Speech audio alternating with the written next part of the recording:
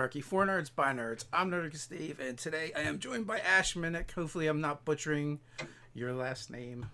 Yeah, no, it's Minnick. Is yeah, you did a Well, great job. thanks, thank you. I have problems with speaking. That's why. That's why I'm You should impressed. start a YouTube show then. I know, right? That's why I'm impressed with anyone that speaks more than one language because I struggle with one.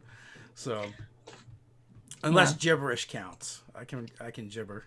I count it. As long as someone somewhere understands it, it's another language. Nice. Well, so we were talking a little bit, and we met you through D&D in the Castle, which, You did, yeah. yeah, which you're like the event producer for now.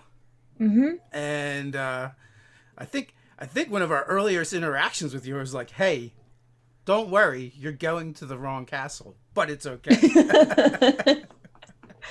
um, yeah, I mean, I feel like we ended up at the right castle, but yeah, that was Yeah. that was fun. Have you talked about that on here before? Yeah, On the we've definitely talked about that at different Nerdarchy things for sure, where they switched castles.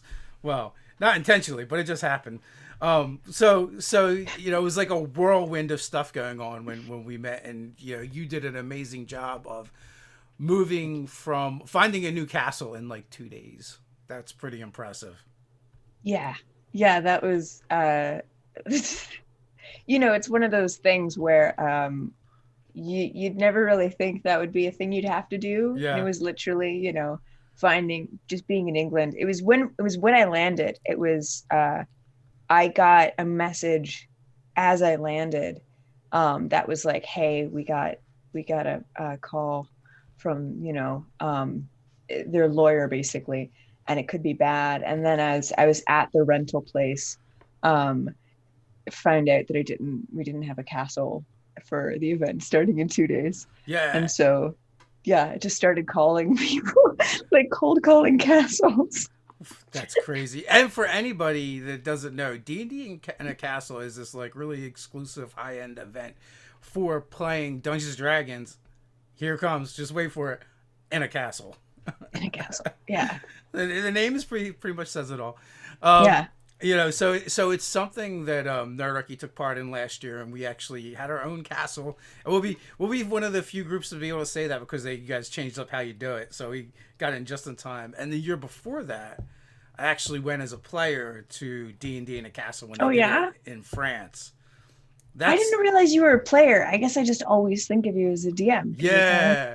I met you as a DM. So, Well, I was only like vaguely aware of this thing, and I looked at it, I was like, oh, that looks really cool. And it's a little expensive, so it's like, oh, that's cool. yeah. And then and then Luxury. and then one of the people that were involved with it had posted in one of the D&D groups that they had a late cancellation. Hmm. And I was like, hey, if you guys need like a Z list celebrity, I'm in. Yeah, so I was there kind of like as a celebrity player slash guest. So the D&D and the Castle folks gave me a super great deal. So I was like, yeah, I'm definitely going to D&D in the Castle, and I played at GM Tim's table, Oh which yeah. yeah, and Tim was a fantastic dungeon master, best one in the whole place, in my opinion. Yeah, so I that can't say things like that, but you can't. yeah. Yeah, so it was a great time, and when they decided to do it again, we were invited back, which was super cool, and it's been a great relationship, and you folks have been fun to work with, and I enjoyed making new friends in an industry, doing a thing that like didn't exist before, right? A high end D&D experience is completely new, right? I guess the Yeah. closest thing before this would have been like the Joko cruise, and this is completely different, and this is like all D&D. Yeah, and all castle, really. I mean, you're staying the whole time in a castle and all the meals are in the castle and it's like a castle, which, you know, we're American, so castles are really cool. Yeah. I know over in Europe, you guys have like lots of castles, Yeah. whatever. You can't walk out your door without tripping over a castle. Yeah. Um, I actually, when I was younger, I did an exchange program with Germany. Um, not the whole country. I was in Germany. It was, but Yeah. yeah. And I remember we were like taking a trip down the Rhine, and it was like the group of American students and their host families.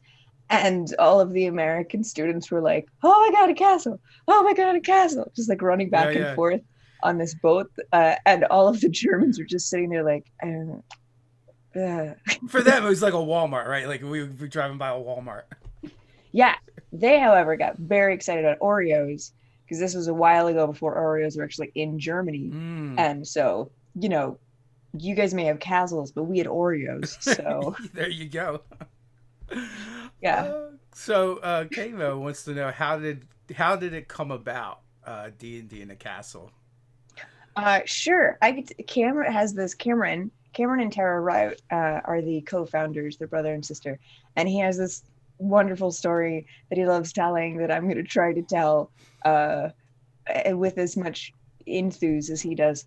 But basically, in 2017, Cameron and a couple of his buddies who had, he grew up playing D&D with, were just kind of workaholics. Well, I don't know. They worked a lot and they just needed a break. And they all decided to get together, and they got a cabin in Seattle and spent 3 days playing D&D. And it was the first time he'd really spent that much time playing D&D since he was like in high school, basically. And it was just sort of this amazing experience where he and his group of friends just played D&D for 3 days straight as adults. And the ability to do that was just sort of like a reset, like a battery reset for him, because it just he unplugged entirely and just focused on this campaign. And they had this really great intense campaign, and he came away from that like, oh, I want to bottle this feeling. Like there's got to be a way that I can do this for other people. And his sister Tara at the time, she has a company called Regency Encounters, and which I love. They do Regency balls similar to Jane Austen. In fact, it's entirely based on Jane Austen. They also, in Canada, they also do a Harry Potter festival, which is very fun. So she'd already sort of run fantastical events, and he called up Tara and he's like, "Tara, you're gonna hate me." And she's like, "What? Why? What did you do?" And he goes, "No, I'm just gonna tell you something, and then after I tell it to you, we have to do it." She's like, "Okay." And he goes, "We should make an event called D&D in a castle." And she just goes, "Dang it, we do." So the following year they sort of did it as a test. 2018, it was 36 people in France, you being one of them. And it was very much an experiment for them just to see if this was a thing that other people would love as much as they do. And it turns out they did. And, they got to work with some really incredible people right away. Lisa Teague, GM Tim, Satine Phoenix, James Introcaso, Jeremy Crawford, just some really great people just in right off the bat. And so they brought me on in 2019 because they didn't want to run the event. They just wanted to go to it. Yeah. Which, they ended up doing a lot more work than just that. But and we doubled in size in 2019. And then in 2020, we were going to double in size again, but 2020 is, a dumpster fire. So we are officially postponing our 2020 event. It's just going to be taken off the calendar at some point. It's just going to go 2019, 2021, 2022. Yeah. And everyone's like, what happened? We don't talk about it. I've been told that because my birthday was in May, and I have the highest authority. It doesn't count. I can celebrate, but I didn't age. 2020 didn't happen. Yeah. So the great irony of, and I believe Cameron fixed it in 2019, of the original first castle was he indeed did not, in fact, play any D&D in a castle. Matter of fact, he's too busy running the event for one. And then one of his buddies that was there decided they were going to make sure he plays D&D in a castle while he was there, which ultimately ensured that he did not, because he asked everyone to either run a game or be in a game with Cam, right? But you cannot play a game of D&D with 36 people. So it inevitably backfired. But I believe in 2019 he did correct it because he set aside a whole week for doing that. He not only he didn't play though, he ended up DMing Well, I mean, the DM's one a of our player too. rounds. He didn't actually play any D&D though. He did play Vampire. We had Jason Carl from Masquerade, not from well, from White Wolf, and Yeah. you know Vampire the now Masquerade. Vampire the Masquerade. Yeah, but he's more than just that. Yeah. But he is like a yeah. But no, he ran Vampire, and so he played Cameron played Vampire with Tara. That Yeah. was a fun game. But I don't think he ended up playing. I think, but he did DM D&D. Yeah, but he DM'd for like Chris Lindsay and like I think like maybe some other Wizards of the Coast people.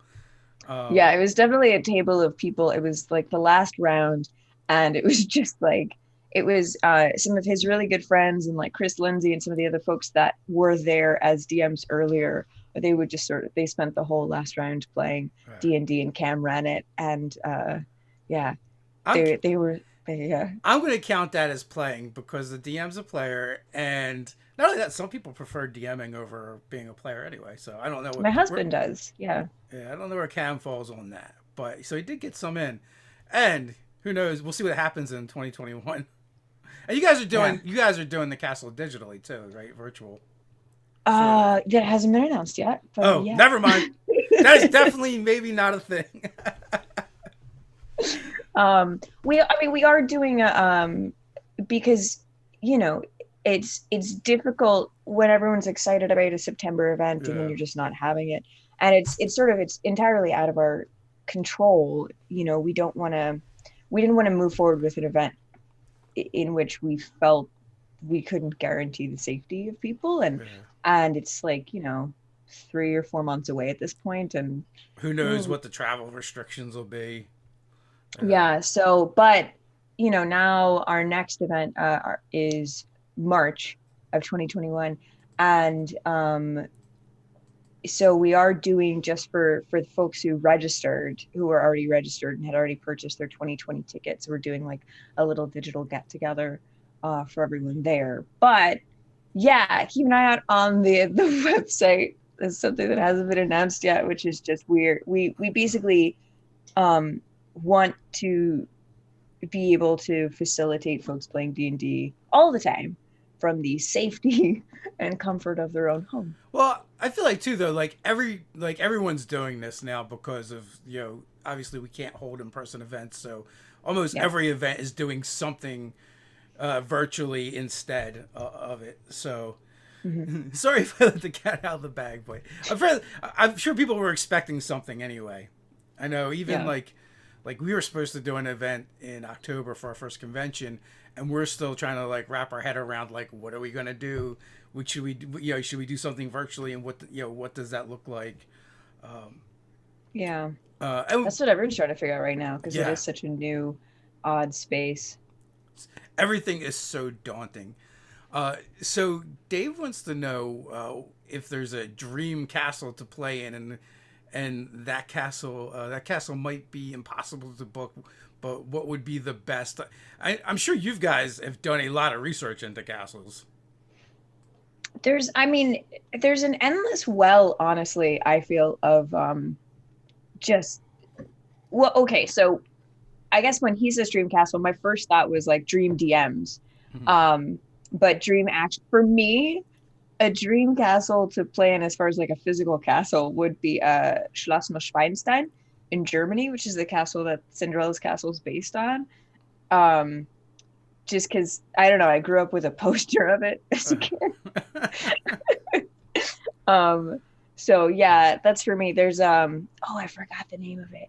Oh no, there's this Scottish castle it's like £20,000 or something a year to be a member of, and it's very, very fancy. And it's one of those things where we looked into what the cost would be, and the players would have to pay like £8,000 a year, or like £8,000 just to get the membership to be a guest in the castle before any of our costs. And so we're like, oh, maybe not.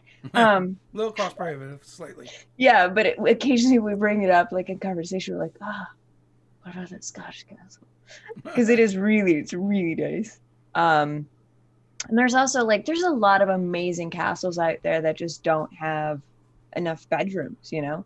There's earls and like all kinds of wealthy families that will rent out their castle for a you know a couple of days or a small period of time, but it's one of those things where they have all of these amazing um sort of common and not common rooms, but like they're not common, they're very grand, but you know what I mean, Yeah. like living rooms and dining rooms and ballrooms, but they've got like and there's two bedrooms you can use, and we need more than two bedrooms, I guess. Yeah. So our biggest issue in finding a castle, or the biggest challenge, is finding one with enough bedrooms. Like Lumley Castle, where we're going to be at for 2021, and where you were at, because we ended up finding them last minute, which was great. Yeah.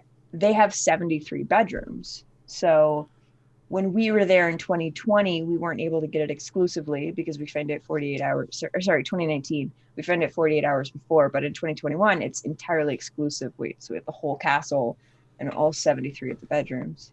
But yeah. Yeah, so I was at both of the castles, Lumley and Langley, and like I liked them both for different reasons. I thought like Langley was a better castle from the outside, and Lumley was a better castle from the inside.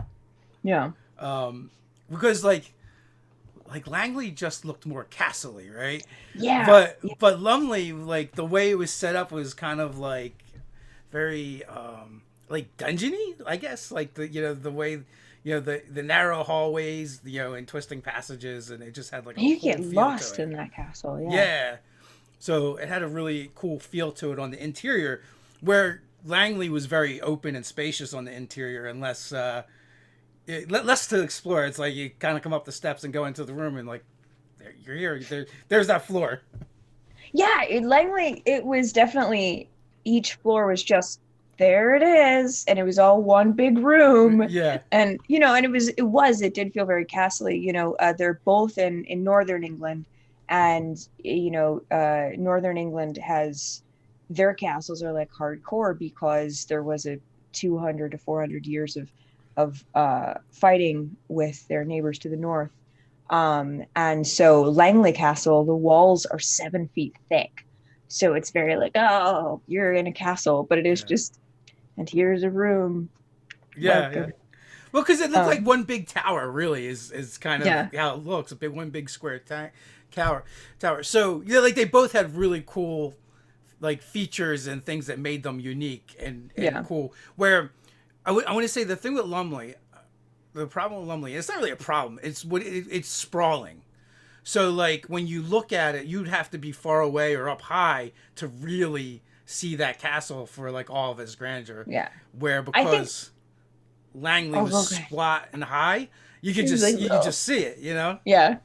Yeah, it was much smaller. And I think also with Lumley, part of the problem is there is a massive difference between having an exclusive, because for Langley, because I was actually planned to be at that castle, it was exclusive use and Lumley was not.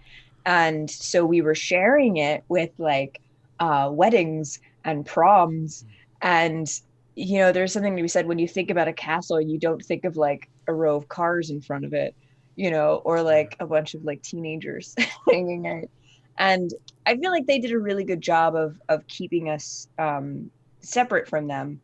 I don't think we didn't have like a lot of overlap that was detrimental, because it is a very large castle, but it does kind of take away a little bit of the charm when there's like 40 cars parked out front. And so I'm really excited that we're just going to have it entirely exclusive, and it's not going to it'll be much less like a tourist place and more like our place. But yeah, because you never think about that, where you're like, let's go to a castle where they have proms. Yeah. And those teenagers were kind of rowdy. Yeah, and they did not appreciate that they were in a castle. Like, yeah, I guess not. That's like just normal for them. So why would they? Yeah. English people. Boo.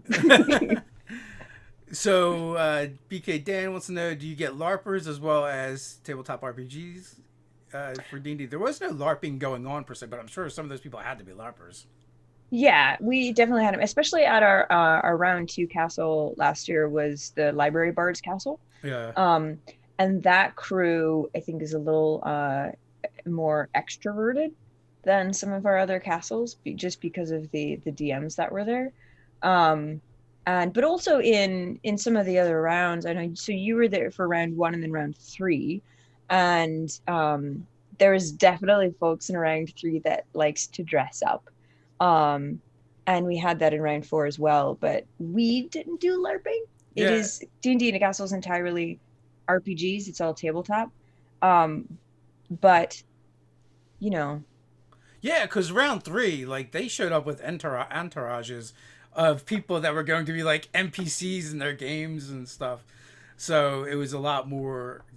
It wasn't a LARP, but it was definitely more theatrical in nature. Mark Muir was one of the DMs, and he was oh like, yeah. Oh, you "Oh, mean in round two? Yeah. oh, was that round? They blur together for me." Um, Yeah. Well, three and two did technically overlap, but we did. It's all very. Last year was so complicated. But uh, yeah, but we had Curtis Armstrong, otherwise known as Booger. He's done yeah, other things, but yeah. and he was just an NPC, which was great. And then Bonnie Gordon of Library Bards, she was an NPC, and we're doing that. Yeah, that's our moving forward. All of our castles are going to have NPCs of various notoriety. I'm very excited about our NPC lineup. Also not announced, so don't go saying anything, Dave. I will not absolutely say anything. So, are they going to be NPCs in the game or for the castle itself? They're for each game. So how our NPC I don't know, setup works is Yeah, basically we've got folks that are for all intents and purposes professional actors or professional, players that all of the DMs have use of, and we'll have between 2 to 4 NPCs each event. And they'll be sort of making appearances at the tables, and the DMs get to decide who they want them to come in as. And so we had a lot of fun with that, where an Amy Vorpal's table last year, Bonnie Gordon and Curtis Armstrong came in as like an older couple that was running a library, and they were only supposed to just come in for a little bit, and the players liked them so much they ended up becoming this like major part of the story. So Amy had them come back for like the last session so they could basically end the game like revisiting this library couple. It was very funny. wow. um I yeah, that's funny because I can definitely picture Bonnie doing that as well. It's you when can I also find it on YouTube. They posted a video of it. oh nice because now when Yeah. I run into Xander and Bonnie, I'm like, you guys look so different without a castle. Um, at the different events. Although the idea of using NPCs is people as NPCs is a little daunting. I mean, I barely use terrain and miniatures, let alone actual people. Well, yeah, the folks that we're bringing on are all experienced not only with the game but also as improvisers. Yeah, And so it just sort of elevates the experience a bit. But that also, like, you know, I mean, we'll talk about this at length, Dave. But yeah, you don't yeah. have to worry about like coming up with extensive backstory because they will, as a professional, bring that to the game. I'm just gonna think of weird things to have them do just because. It's gonna have nothing to do with the game. What's an example? I want to hear what kind of weird stuff I you don't could have them know. do. I don't know yet. Like, can we have them use props like maybe a chicken? Like a live chicken? Yes. Uh, We might need special licenses for that to use well, animals. technically, the castle allows pets, so Yeah. we can figure out if they allow I chicken. need an NPC with a service chicken. the Okay, okay. the backstory will write itself. Don't worry. I barely mentioned my husband. I'm married to a person. He also plays D&D. He was Yeah. actually one of our DMs, um, which is more that he was doing me a favor rather than we were doing him the favor. He's a really good DM and also an improviser and does all the things. But he years ago ran an ADA campaign. It's like a home game, and oh man, I applaud his ability to deal with me as a player, because like I'm that person that's like, oh, you want us to go talk to that guy? I want to go over here, and I I like remember reading through the book of things you could buy, and chickens is one of the things you can get. Yeah. And there's not a lot of like really specific rules in ADA, like about like armor, um, and what's available and how much it costs. It's just a lot more, a lot more interplay between you and the DM, where you get to kind of like, well, this is the thing I want to buy, and et cetera, as opposed to having like pages and pages of specific items. So I I I had 2 dogs and 6 chickens, and I definitely I commissioned leathers for my chickens. And I would like bring chickens with me into dungeons and let the chickens go first. And he did not like that was how I wanted to play, but he knew I liked it. So he just let me like basically be this weird animal person that's like, I'm bringing my chickens with me. Um, Can't leave them at home. Who's going to take care of them? yeah, I for sure was not good at sneaking though. So Chickens are not good at sneaking. no. Because chickens just do what they want to do. For sure. No, we had a joke in third edition, right? Because you had the CR system. Mm-hmm. And I think a kobold was like an eighth or a sixth of a CR. And then you had a cat that was like a quarter or a sixth. And the cats were just like slightly above the kobolds when it came to the CRs. Like regular domestic cats. So the joke was, to clear a warren of kobolds, all you needed was a herd of cats. And you just had to drive the cats into the dungeon. Yeah. To sort So out I your did kobold. was herd cats. Yeah. To sort out your kobold problem. Players will do all kinds of weird stuff given the opportunity. So let's see. So Dave wants to know, can we talk about some of the DMs that have run? Anyone you'd like to have run? So you guys have had a bunch of DMs, and you're gonna have even more at the next one. Yeah. And last year we had 4 events. And y'all's event in round 2 also we had 3 DMs at each one and 2 GMs. And then at round 3 and 4 we had 7 DMs and 2 GMs doing one shots. So and I'm trying to. There was a little bit of overlap. Mm-hmm. Mark Muir was at 2 rounds, and then you were a DM at 1 round and a GM at another one. But beyond that, it was mostly every round had individual DMs. But this year, no, this coming up year, hello cat. Each of our events has 13 DMs. And each event is 3 rounds, and there's 3 events. Yeah. So it's a lot of DMs. And they're not all booked / announced yet, but we've had some really, really great. I think I already mentioned some of them. Elisa Teague and yourself, and Satine Phoenix.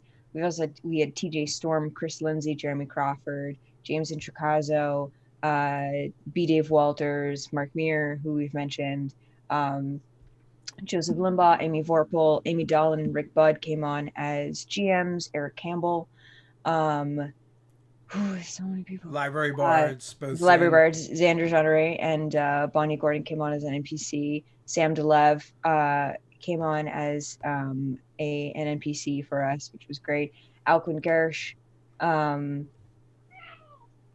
Kelly Lynn D'Angelo. My cat always just reminding me of DMs I'm forgetting. They're good for that. God, who else was there? So many people. GM Tim.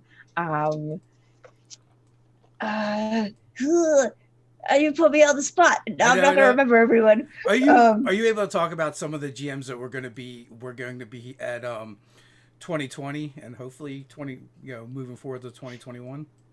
Yeah, we've added a bunch of awesome people. Puffin Forrest is coming. Therese Lands is coming. Rachel Seeley, also from Girls Guts Glory, is coming.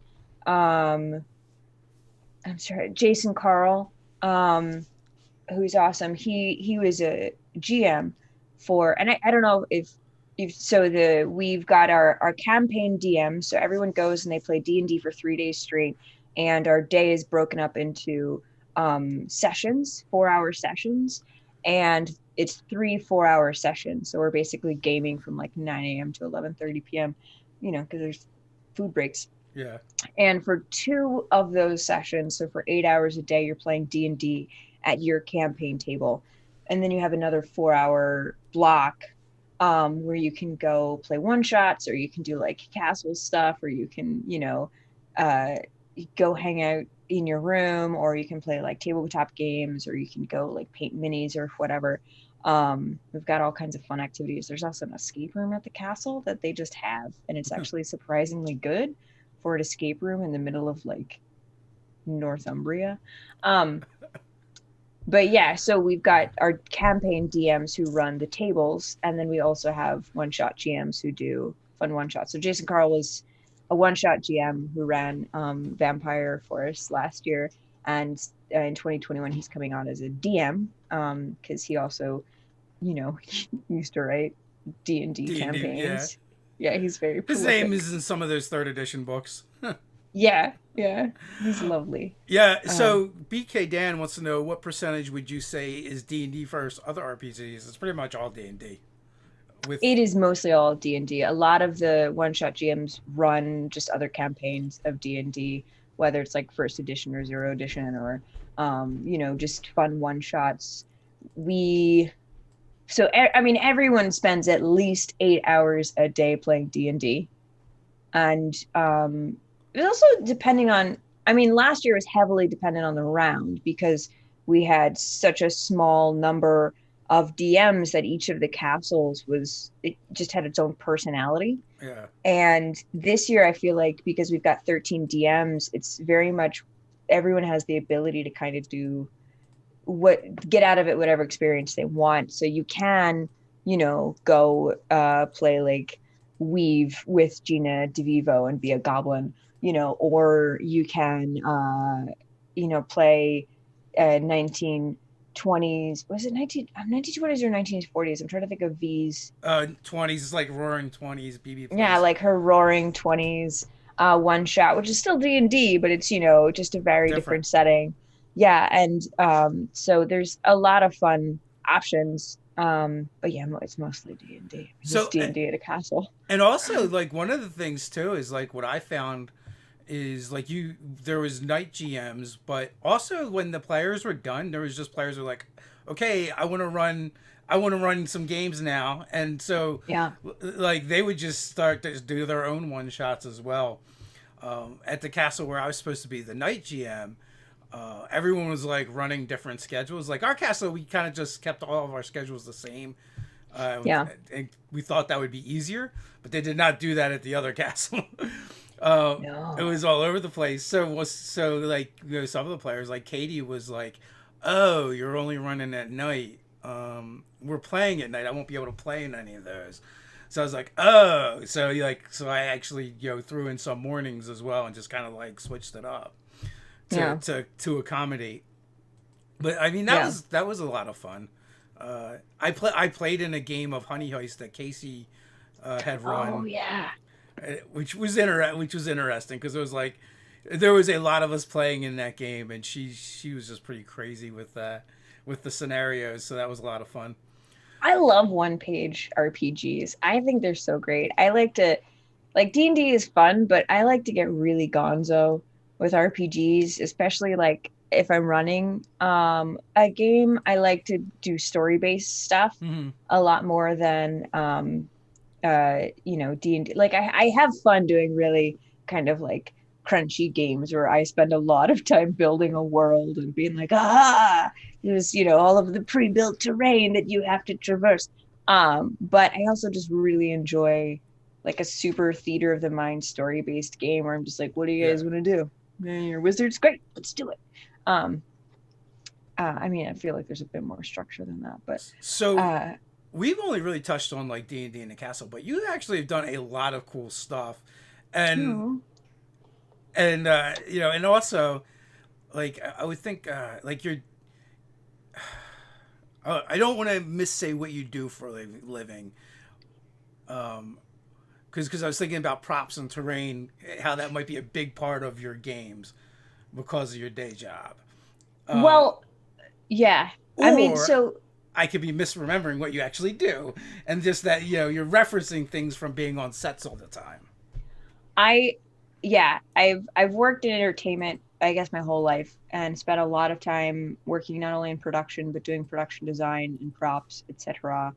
And I had kind of in the last year or so, because I've also been doing events forever, because like I grew up doing live theater, so events are just kind of, I love events, but um events are difficult to do right now.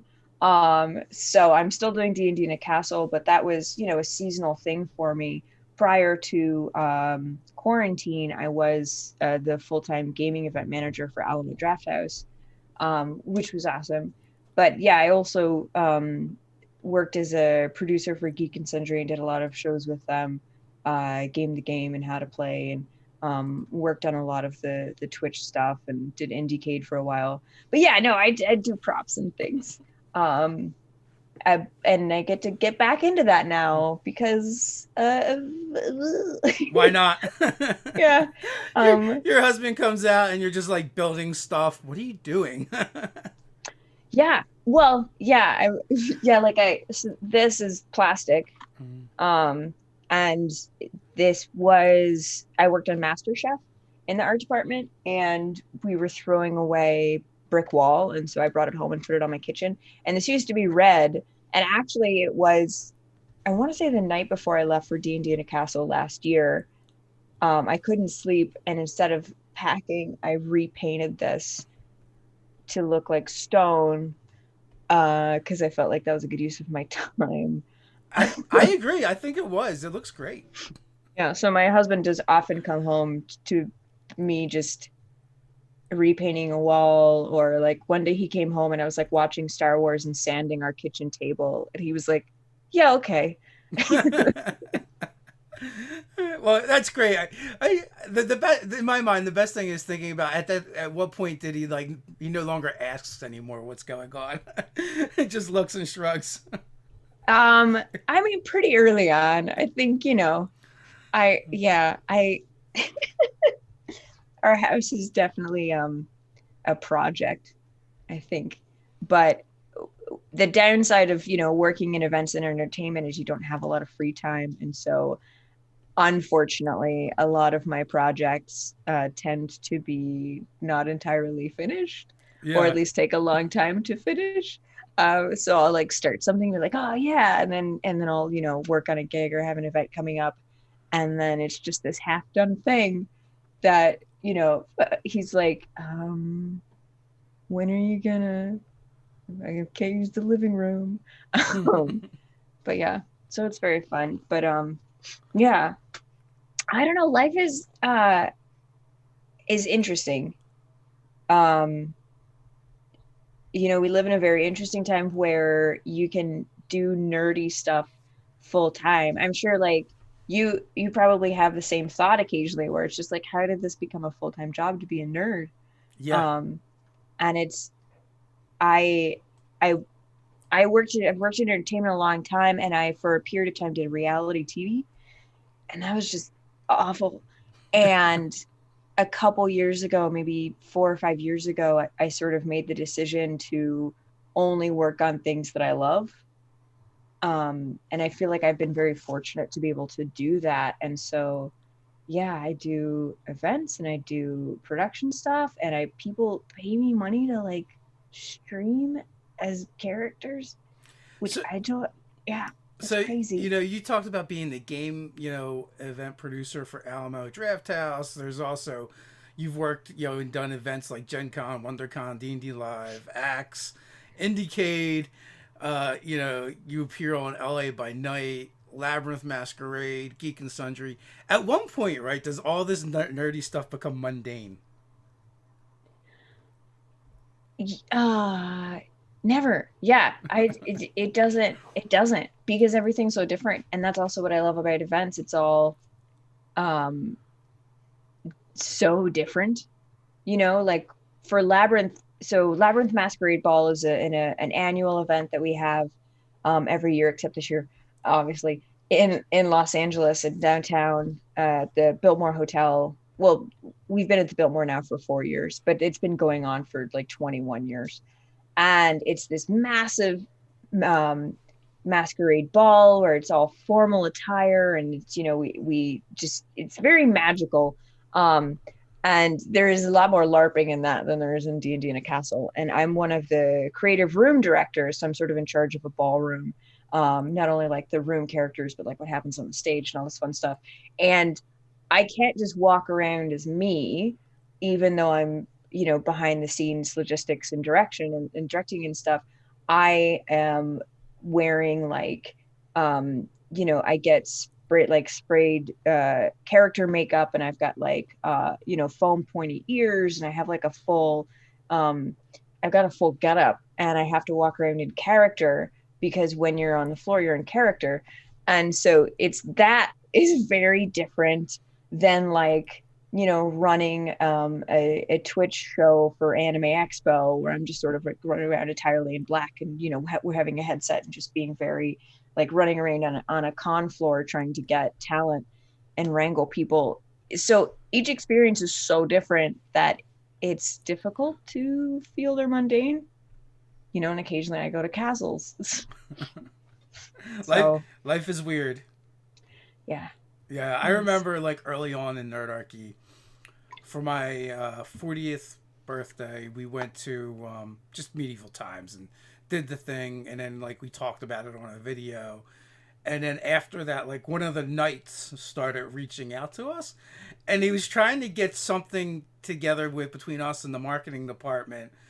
And he was actually way more, I think, forward thinking than their marketing department, because we just couldn't get anything going on with them. But like he saw the value of like, oh, like, people on YouTube are talking about this. This is actually probably really good for the business that we do.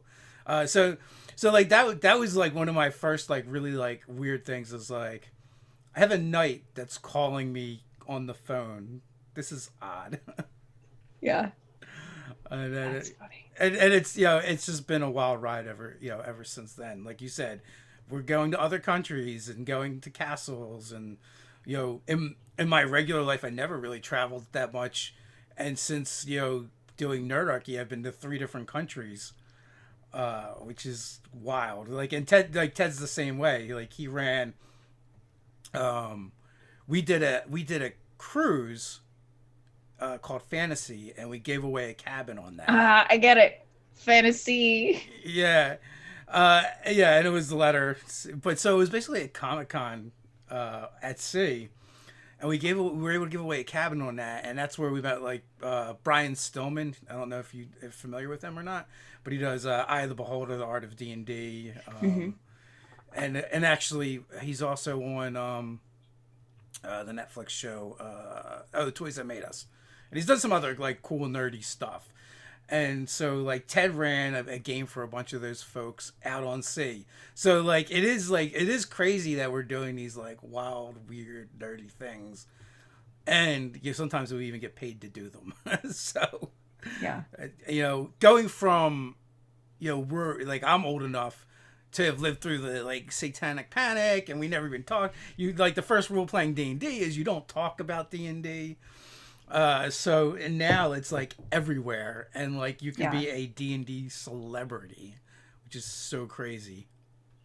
Yeah, I mean, I feel like you and I are definitely like different, come from different D&D generations, but I was, in school it was definitely still not cool. Yeah. I was not cool growing up, and hanging out with the kids in the lunchroom in the morning playing Magic the Gathering. We were not popular. And I was also a band nerd and a theater nerd, and I was in like the poetry club and the German society, as well as like into gaming. So yeah, I got a lot of skills that didn't help me get a lot of friends.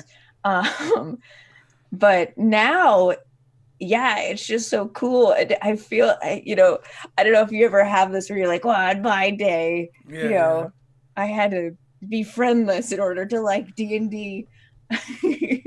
and now everybody loves it. But that's only a little part of me that gets like, you don't understand. Yeah. Most of me just, it's so exciting. Like, it's so exciting to not only, I also come from it from a very different perspective in which I, you know, and people talk about this all the time, but it's true. I, you know, grew up, and even in my young adulthood, and still now today, I grew up with a lot of gatekeeping with not only D&D, but everything I loved. You know, I remember I was on working on a TV show like a decade ago, and the producer didn't believe that I was a Star Wars fan. And I was just like, okay. And I love Star Wars. I love Star Wars. But so it's been really awesome seeing the growth in the community and the acceptance at the tables and at the conventions, and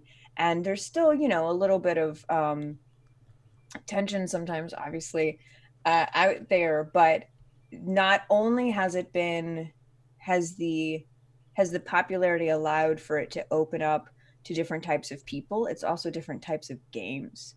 And, you know, you've got room for crunchy games and room for more role playing style games and room for, you know, LARPers, and all of that. And so that's been really, really great, because that for me is a really important thing in everything I do, is just inclusivity, and just the popularity has just allowed for so many people to like get into role playing and find a space where they feel accepted, not only as a nerd, but as a person. So, yeah. Yeah, I mean, it is a good time to be alive, and it's only going to get better. It's always, like, the gatekeeping stuff is always so weird to me. I just don't understand it, and it's not that I don't believe people when they say it. I just don't understand how someone could be like, prove you're this kind of fan or that kind of fan or whatever. It's just it's so bizarre to, I guess, to someone who isn't like that, that it's just almost unbelievable. Yeah. And I don't say not unbelievable in the sense that it's happening, unbelievable in how can people even think that way? Why would you even care? So. Yeah, and I mean, I don't think a lot of people mean it or even realize it. It's, you know, there's prejudice in a lot of things right now in the world, as, you know, is apparent by current events. And it's difficult because I have, you know, the same issue with certain prejudices where I don't understand the idea of thinking of someone's lesser or incapable of something. Like, it doesn't compute for me. And so that also puts me in a place where I don't have to think about it all the time in other situations, because I can't believe that someone else could think that way, very similar to you. And I think it's really important, not only that we're open, but that we realize and learn about all of these differences that we have. Because it's like, at the end of the day, like, I don't know. I think it's really important that people are more important than politics. And I think gaming is just a really great way to kind of bridge that. And that's been a really great experience for me, where I've been able to get to know someone in a different way that I may not have agreed with on other things, but we can kind of find the common ground at the table. Which sounds kind of silly. Like, you know, I'm not, you know, it's not like D&D is going to heal the world, but it is, you know. Well, it's like I mean, you said it. It's common ground, right? It's just finding common ground between people is super, super helpful in resolving any kind of conflict, right? Because that's where the resolution starts, is like, well, is there anything at all we can agree on? Whether it's, you know, even if it's just, well, rolling funny shaped dice is fun. It's at least a starting spot, you know, where you're not arguing. Yeah. It's also a really amazing tool. I don't know if you've read about this or had experience with this, especially when I was working with IndieCade. We got into a lot, because that was all about independent gaming and a lot of different ways of using gaming. But role-playing games, they've done a bunch of studies, etc., but they're a really great tool for dealing with not only social anxiety disorders, but they work with veterans to help them deal with PTSD, because you're able to deal with certain emotions and things you've gone through because you're taking it outside of yourself and putting it into a character. And so you're allowed to experience things. And there's a lot of stuff to be said with our society where people aren't allowed to like openly feel stuff. Do you know what I mean? Yeah. Like you gotta be like strong and not show emotion. And so at the game, you can show emotion because it's not you, it's your character. And Right. it's just like, oh, but no, my character gets upset about this. I don't. I mean, there is a lot of people using gaming now for therapy. Yeah, there's what is it? There's Megan Connolly has a Twitch channel and show where they're all. I don't know if all of them, but some of them are actually are therapists, and they use gaming for it. So yeah, it's definitely cool. One of our own fans that we've talked to, their therapist or doctor literally prescribed them to play more D&D as part of their therapy. So yeah, it's definitely a viable tool for sure. And then there's the other side of it, of where gaming experiences are different than other things we experience, in the sense that when you play a video game or play a board game, you don't actually become those characters, and there is no connection that way. Where they've done studies where they find that when people play role-playing games and they later talk about what happened in those games, they don't talk about what the character did or what happened to the character. They say I and me. It's very personal. Do you ever have like memories of games you've played where your memory is like seeing the game? Is that just me? I have because I also play a lot of theater of the mind, and I have very like almost visceral memories of games where I've imagined the room that we're having this combat in so vividly that my memory is of like that room, not just the table, but like, that was, this like stone bridge that I've imagined. And do you ever have that? Is that just me? Am I just the weirdo? I do have a couple of those memories. And I think too, part of that depends. One, it depends on the individual and how imaginative they are, and you're a very super creative person. And two, I think a big part of that is like the GM, right? Like how evocative were they at describing the scenes that triggers a person's imagination. So yeah. I think what you're describing is when those two things meet. And so that's what you remember. Because I do definitely have at least one or two of those memories, but I wouldn't say like every time that would happen. So Dave wants to know, are there any good castles in the U.S.? Did you guys even look in the U.S.? Because I know we have looked, and there are castles in the U.S. Actually, in Ohio, there's a castle. Yeah, there is, there are castles in the U.S. We don't do events at castles in the U.S., and I think part of that is, it is, it's a luxury vacation, and it's like a trip, and there's all that. But it's also the castles that we are in were built in between like the 12th and 14th centuries, and as cool as the castles in America are, you just don't get that kind of history, and yeah, it's just a very different experience, I think, to kind of like go to Ohio than it is to go to England. I mean, granted, for somebody in England, it's probably very similar to going to Ohio. They're just kind of going an hour north. Yeah. But having that authenticity is in part what makes it so unique and so cool. And sitting in a room that's like 700 years old has such a different feel than like, this house was built by a millionaire 40 years ago. At least that's how I feel. Yeah. So we can also see you play you run a game on your own YouTube channel, correct? It's not my YouTube channel. It's actually Becca Scott's YouTube channel, her new YouTube channel, because well, Geek and Sundry doesn't really do shows anymore. But she has a YouTube channel called Good Time Society, and I ran a game. The series is called Endemian's Gate, and we were running Hillfolk, and we streamed it live on Twitch on the Scabby Rooster channel. I don't know if you know Nox. Scabby Rooster is pretty great. They do a lot of like streamed LARPing, which is very interesting. But he also is very well known for mini painting. So there's 6 episodes that are on Good Time Society YouTube, and it's very different than D&D. It was a sci-fi setting. The setting was created by Keith Baker. It's called Dream Space, and Hillfolk. Have you ever heard of or played Hillfolk? You have it, right? That's nope, what you said? I have not. No. So Hillfolk is published by Pelgrane Press. It was created by Robin D. Laws, who I think is amazing. I love Robin D. Laws and Ken Hite. I think they're both great.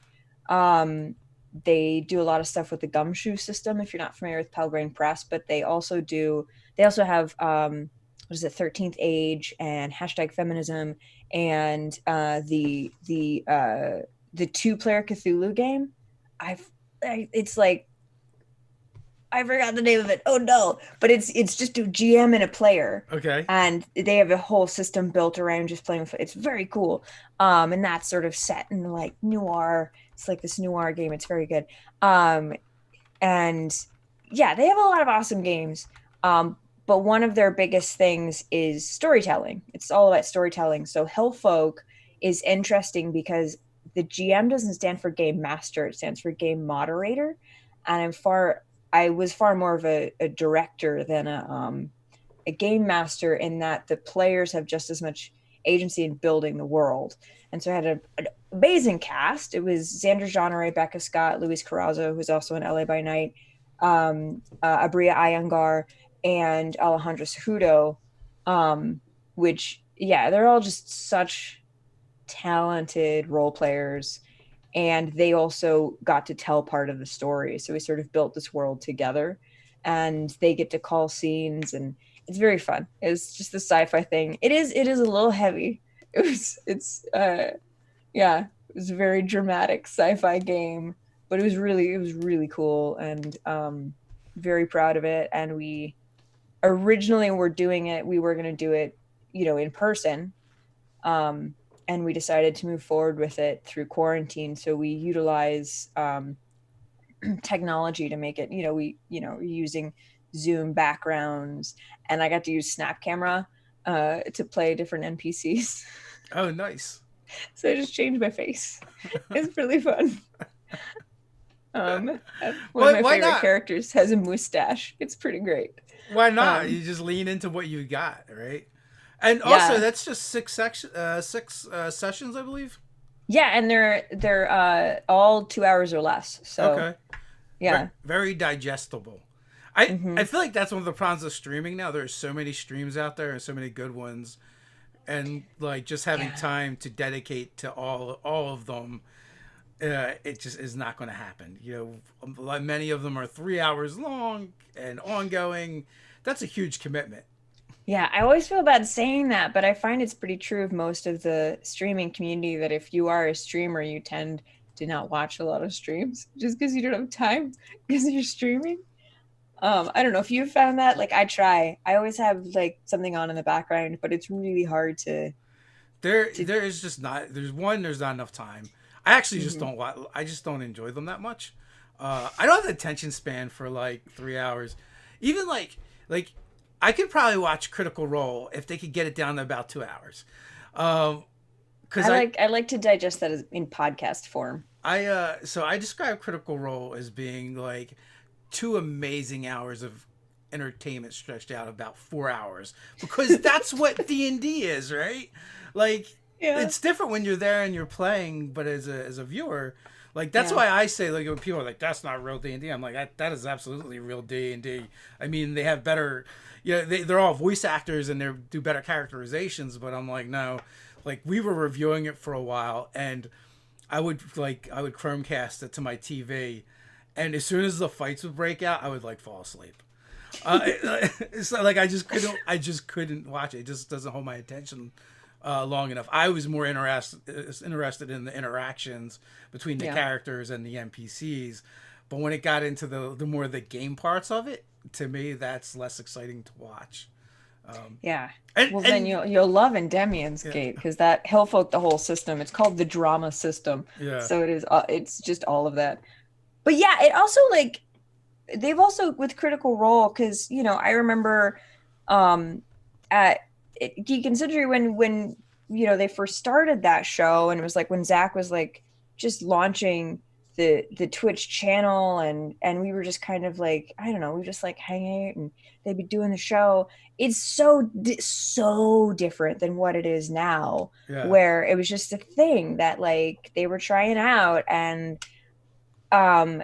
they have grown so much as players and performers in a very, very niche, like that's so niche, a niche way. And they've been able to sort of like, because you were mentioning people are like, oh, that's not D&D. It's like they've become really, really good at playing D&D in an interesting way. Yeah. And being those characters. And even though they are voice actors and they're professionals, there's a massive difference between like their very first episode and where they are now, because they just have lived in that space for so long.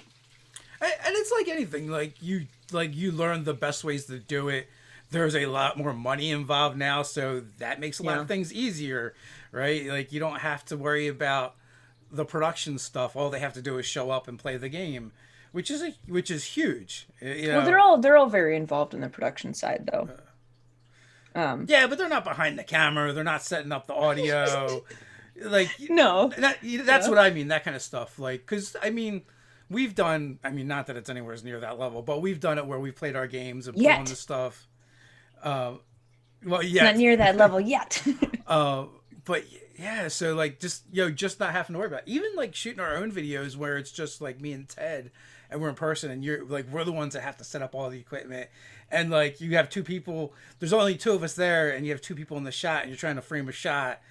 With like, all right, you be me and I be you, and it's just little things like that. It makes a huge difference. Yeah. But we're actually over our time. Oh, it went by so quickly. I know, it always does. We only touched on probably like a tenth of the stuff we could have talked about because you do so much cool stuff. There are links in the pinned comment down below, so you can check out if you want to watch that gameplay. Please do go check it out. Also, check out D&D in a Castle.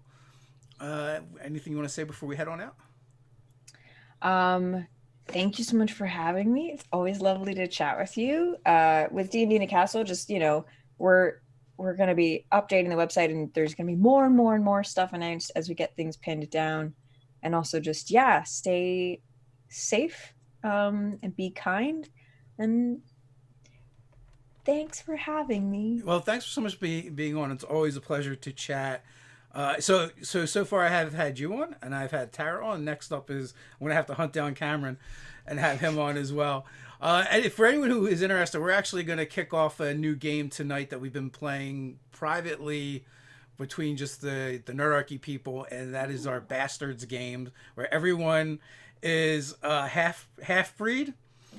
And and we have the same dad who we don't know, but because he just goes around and keeps creating more bastards. Spoilers. Yeah. Well, we lead with that, so. Oh, okay. 8 o'clock tonight Eastern time if you guys want to check that out. And until next time, stay nerdy.